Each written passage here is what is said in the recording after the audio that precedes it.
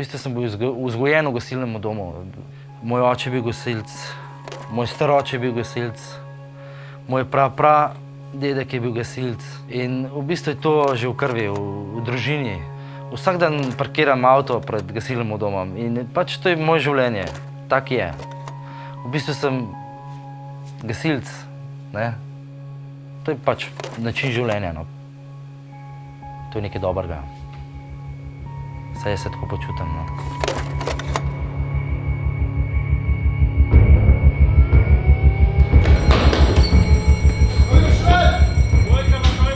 Gregor, boš pelil? Hej, Nemi, šli za šefa!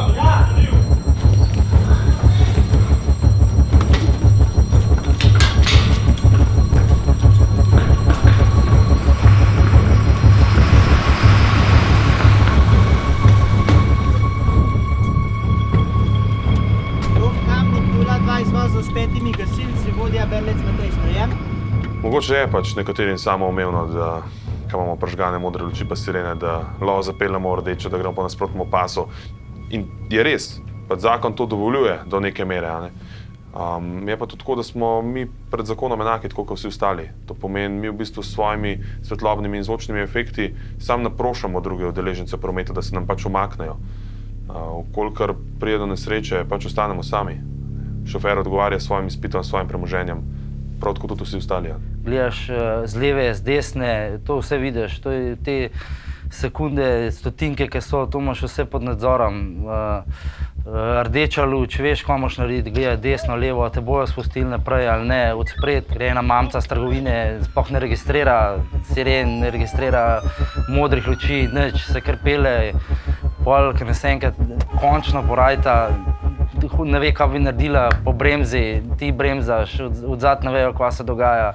Včasih volan držiš, veš kako, bele prste imaš, ker ne veš, kam boš odreagiral, desno, levo, ker skozi pričakuješ nekaj, da se bo zgodilo. Zato, ker ne veš, a te vidijo ali te ne, to je stres, to je, zmer je zraven tista, veš, kaj če. Ti imaš odzad posadko, se moraš znati obvladati, no. Ker če ne obvladaš tega, hitro pride do...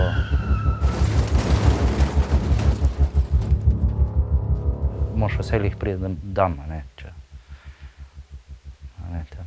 Te čakajo doma. Gasilstvo v Sloveniji sestavlja 1348 gasilskih društev prostovoljnih in 14 poklicnih gasilskih enot. Pogosto sodelujejo vse te poklicne enote z prostovoljnimi gasilskimi društvi. V prostovoljnih gasilskih društvih je včlanjenih preko 163 tisoč članov. Poklicni gasilci in prostovoljni gasilci se srečujemo tako rekoč z istimi nesrečami, kot so prometne nesreče, požari, reševanje ljudi z višin in globin. Za to svojo dejavnost prostovoljni gasilci ne dobijo denarja. Prostovoljno gasilstvo v Sloveniji lahko rečemo, da je to način življenja. Ni važno, kjerkoli zmeri pridemo na pomoč. Prostovoljno gasilstvo je v bistvu jedro zaščite in reševanje v Sloveniji. Pa vsi gasilci v Sloveniji opravijo preko 18 tisoč intervencij letno. Ni pomemben, poklicni gasilci ali prostovoljni gasilci, na koncu vsi isto delamo. Samo tisti, ki nimajo odnosa do prostovoljnih gasilcev, ne vzamejo sebi budilko, pa jo ne navijo, pa je ta budilka deluje enkrat ob 1 ponoč, enkrat ob 3 ponoč, enkrat popoldne, preden bojo šle v kino, enkrat recimo, ko bojo na kosilu, enkrat, ko bojo na WC-ju, in potem bojo dobili odnos, kaj je to prostovoljni gasilec.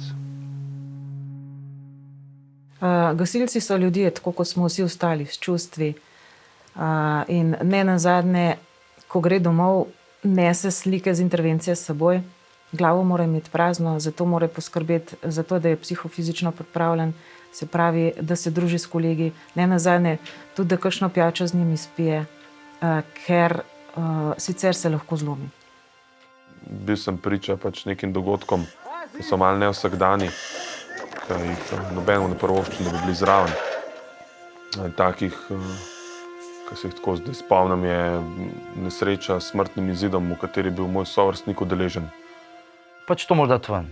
Ker v bistvu ta stres, ki je pri vsakmu, se najlažje odpravi tako s pogovorom. Ne.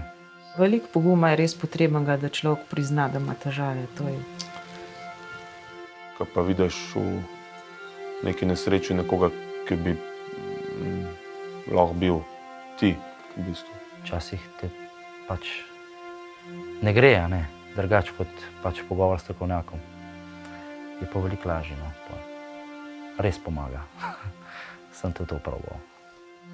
Določenih spominov se znabiš, nekaj te ostane.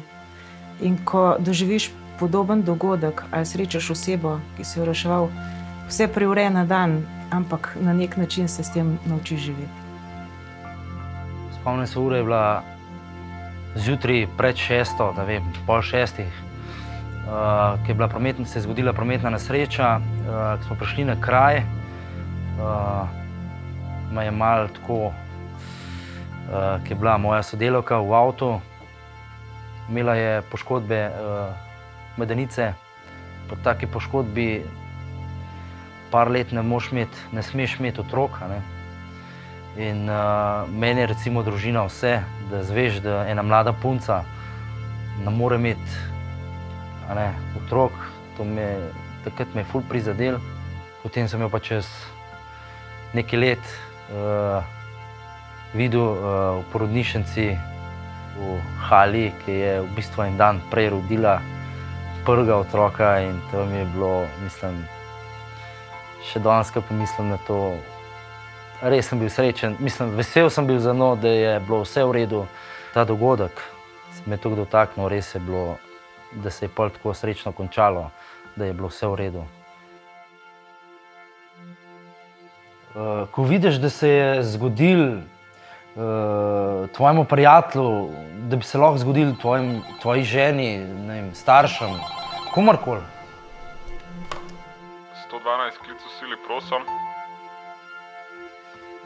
Po neki hudi nesreči je težko priti domov, pa se delati, kakor da se ni nič zgodilo. Aha, v katerem križišču naj bi se to zgodilo?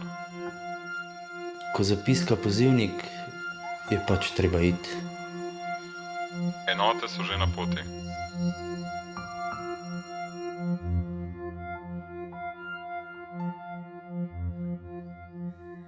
Konec koncev smo pod intervencijsko obleko samo ljudje.